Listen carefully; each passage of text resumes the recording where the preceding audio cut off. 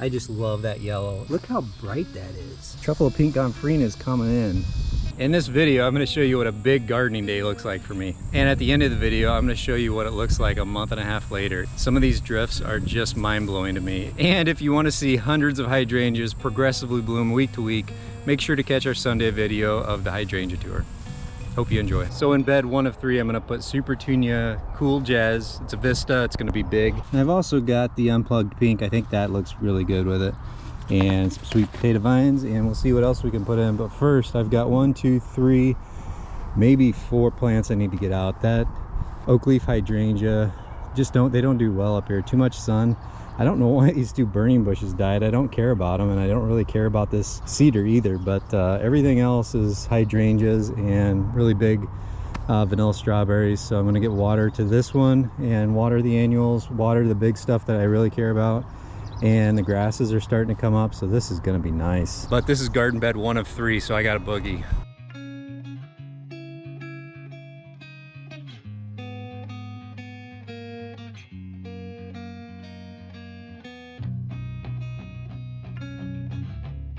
The robins or chickens here, they're already waiting for me to dig holes and look for worms.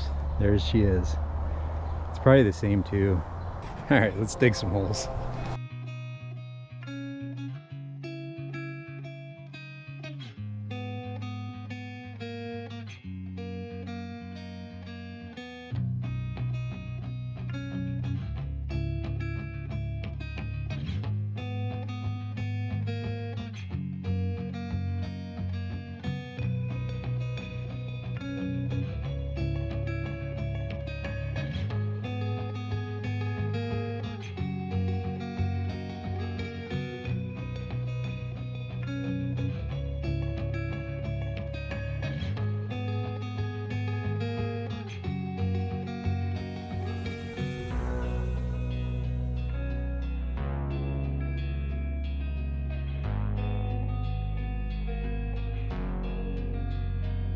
These flowers on the Cool Jazz have a little blue stamen.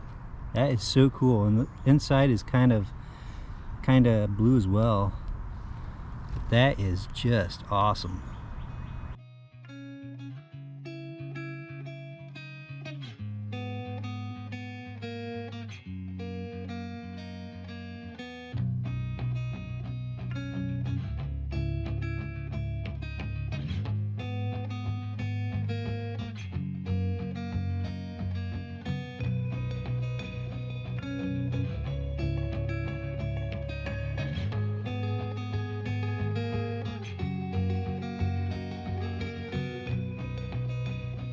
Bed number 2, it's gonna be different. Gosh, it is nice today. It's in the 60s, it's not too hot. I got a long sleeve shirt on. Hopefully not gonna get sunburned, forgot to put my hat on, but this is bed number 2 that we're gonna do. And the bed we're gonna do now is right behind that.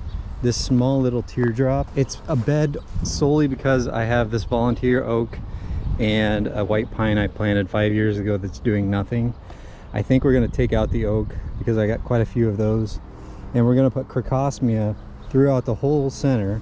We've got 120 to get in, and Crocosmia is a spectacular flower. It is just insane, and they last quite a while, maybe 5 to 7 days, or maybe actually longer than that. And they flower in succession, so you'll have blooms for weeks and weeks and weeks, really. But I don't like that gladiola iris type structure from the leaf. You can kind of see it in that picture, but they don't come back as well the next year for me, at least the one place I've planted them.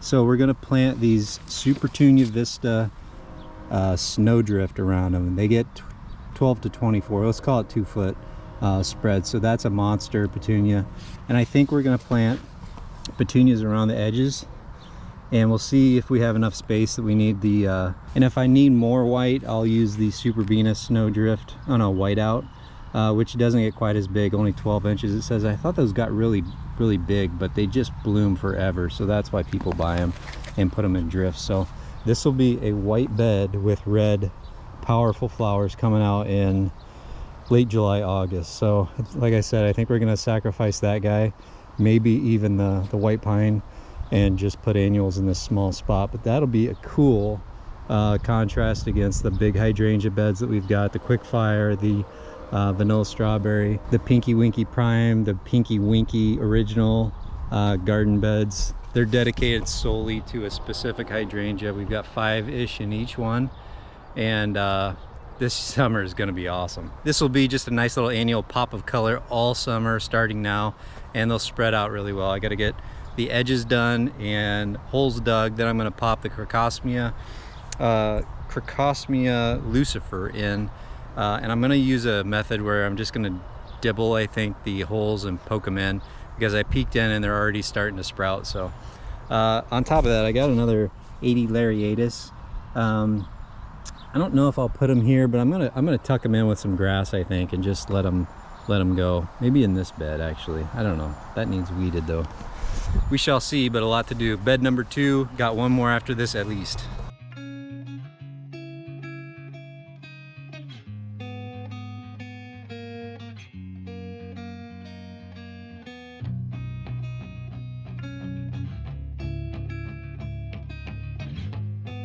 No! No! The robins were following me and they're sitting on my camera. That's not good. I'm not going to tell you why. But look at her. She's following me. And then she's got white speckles on her back, so I am sure it's the same one. Look at that. She just pulled a worm. This has got a lot of worms in this bed, so that's good. Good for her and me, because I think I need them to aerate and make the soil better. And don't think that I feel no shame doing this, but I've saved enough of these white oaks around here, including these giant trees. I inoculate those every February, March, because we've got such a bad pest problem with them. But these little saplings, I've got probably 10 of these that I'm saving. So this is not the only one. I've got bigger ones too.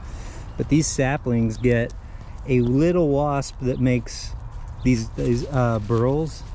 They lay their eggs all over these bur oaks, and the problem with that, I don't care about the wasp, but what's on them is actually hornets, and the hornets come to it because I think they're attracted to the secretions of the little burrow egg sac that's on this, that turns it into a burrow. I don't know if it's why they call them a bur oak, but the wasp lays the eggs, makes these balls all over the tree, and wasps are on the tree all summer. And they're not aggressive, but I don't really need wasps around Gavin. So I'm gonna have one less in the yard. I've got plenty more, and I let them grow their hearts out. So this one's going out. I'm gonna keep the white pine though, because I love white pines.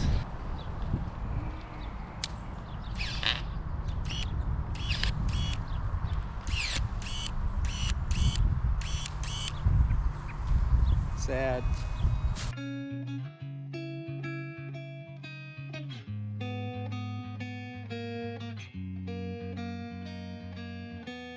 More effort, but faster, and I think it'll be maybe a little bit better. What I've done is turned all the soil onto the outside, and it kind of still looks like I need to dibble them in, but I don't know if that's enough soil.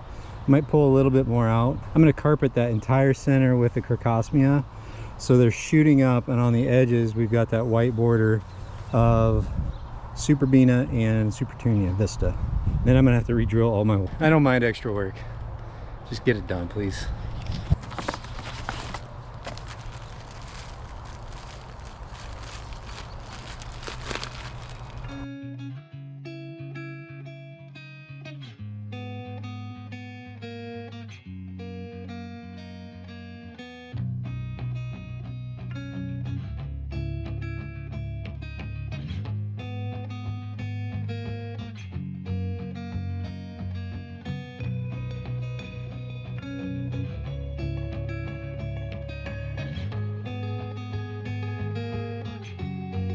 Yeah, the dibbler never would have worked. I've got the Lariatus in here with a Crocosmia in the center, and Lariatus will be shorter, I believe, so they're on the outside ring.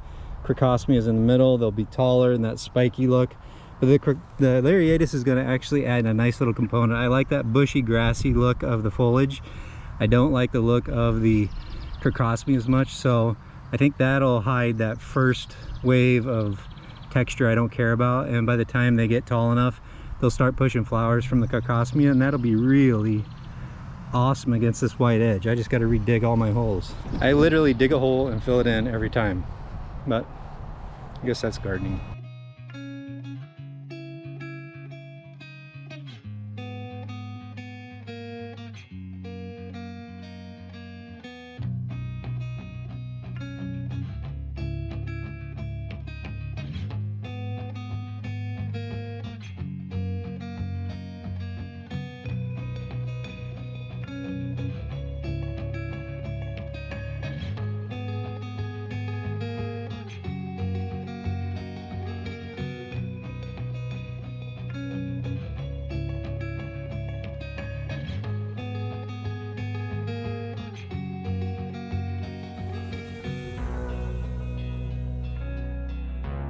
Well, I had lunch. We're on bed number 3 now, and Ripley is loving gardening season. We haven't really been able to be outside this much, so this is really a treat for her. But this is the Supertunia Bordeaux bed last year. Ann Rose thinks this is a shady bed. It's not, I don't think, but we're gonna put full sun stuff in it that at least on the edge. And I don't have any white. I was supposed to do the Truffula pink Gomphrena and the white verbena and the white Superbena, but I ran out. I only have 2 of those left. But this is the Truffula pink Gomphrena, and I had some that grew in almost 3 foot. This says 22 to 28, and I think if I do a better job this year, it'll do that. It's not very pretty right now, but that is the year that I had the big bushes.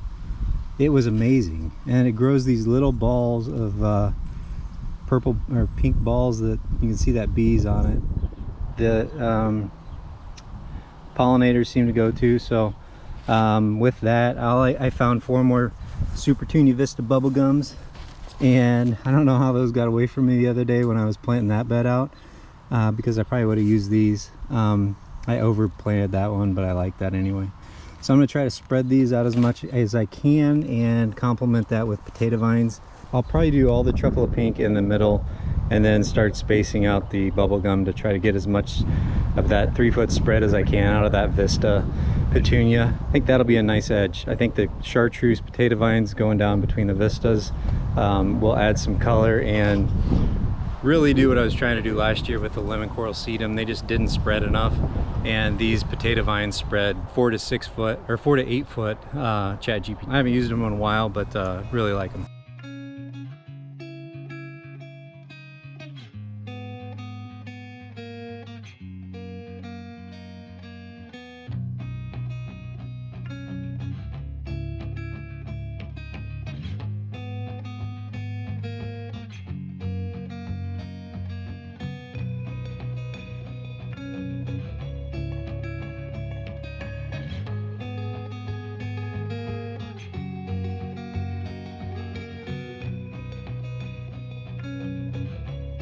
Can you show me that on camera? Gavin's got a new trick. Let's see it. What do you call it? I call this the overstep. So go back there and show me. Real time. Alright, so you're running with the defender, right? Yeah. So at one point, if he's coming towards you, stop. The ball has stopped though. That's not real time. I know, but stop. Hit it with the other foot so that you can go this way and use your left foot to shoot into the goal. Nice. Let's see it with the ball not stopping. Take a little practice. I already practiced it. All right, let's see it. Let's see the results. This is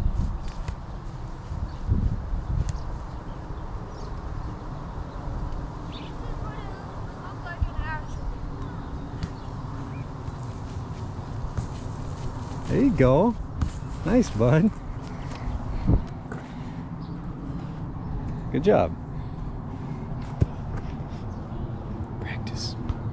So I planned this bed without even thinking it through. I couldn't even get 20 holes where I wanted it, and we've got 20 Truffula pink Gompphrenas, so I didn't even get to the bubblegum, which I was really kind of hoping for in here. We've got 20 Gomphrena, and I put in 2, 4, 5 potato vines, and that's it. We've got 2 of the hardy hibiscus that'll be big back there, a limelight back there, a I can never think of what kind of, I always want to say Burberry, but that came with the house. I've dug it out twice, still comes back. Not sure if I want to take it out again or not. But I'm going to get Truffula pink in here, and it'll just be a Truffula pink slash hibiscus slash hydrangea garden. Not too bad. Truffula pink doesn't smell great, so nobody really needs to stop close and check out the petunias, I think. So I'm going to get these planted, and I'm going to count the tally at the end of how many plants I got in the ground. It's a lot. Robin's back.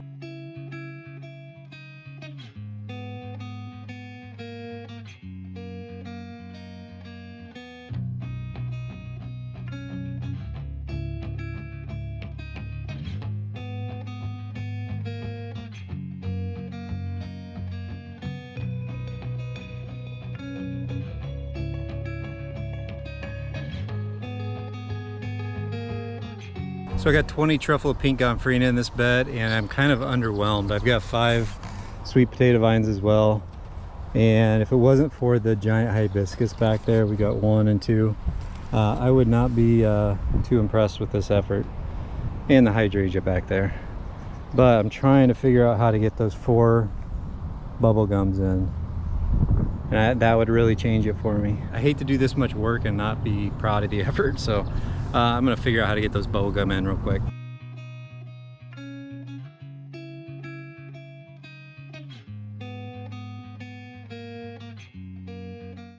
I like this bed better already.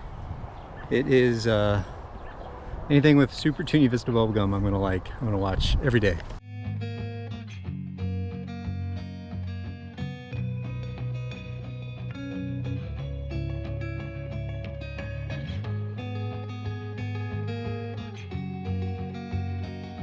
Well, we're about to get a big summer storm, but these annuals deserve the drink, and we'll start really with the front of the house. These Hoopla Vivid Orchid have just been a shock to me. I just love that color. It is such an interesting bloom. If you look closely, they've got little blue stamens, kind of like the Cool Jazz, and they are just gorgeous in a drift. Under those hydrangeas, I just love that. Look how bright that is. But then you've seen the Saffron Finch go in, and the Superbena, and they are looking pretty good as long as it's spots where Ripley doesn't use it as a highway. I just love that yellow, and it is just pops next to that Superbena Amethyst Mist, I believe it's called. But there she is, and that's where it comes out, or she comes out and runs over everything. That is just awesome. Look how bright that is. They are just fantastic plants. But if I walk out to what I call a Crocosmia bed, Superbena is really outperforming the Supertunia, and I think it's a fertilizing issue. And that makes sense because I haven't fertilized this since I started. The Crocosmia is not blooming yet, but the Superbena is really doing well. Look how big and like full those plants are compared to the unfertilized petunias. Just massive.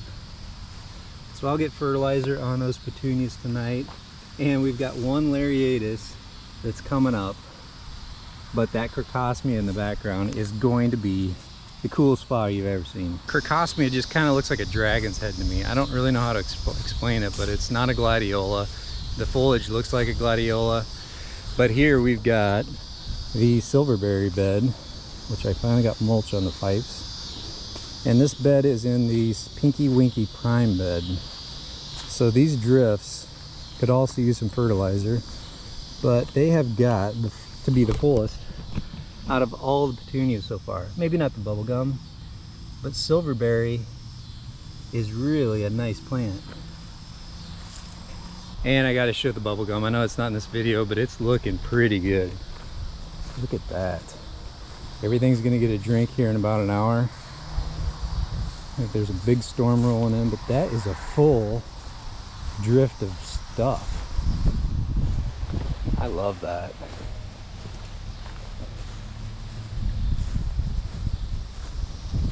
And then we've got the Pinky Winky original bed, and it's got something I can't ever remember, and the Hoopla Vivid Orchid again with a really strong potato vine. But that Hoopla is just the coolest pop in a garden that just has hydrangeas in the bed. Really makes those pinky winky primes pop. And you'll see a full tour of the hydrangeas this weekend, but this bed I was kind of underwhelmed with. The Truffula pink Gomphrena wasn't enough for me at the time, so I put in some bubblegum, and this side of the bed is really kind of underwhelming, but this side really looks great. I don't know if it's that hibiscus that helps it out, but that sweet potato vine is full, and Truffula pink Gomphrena is coming in.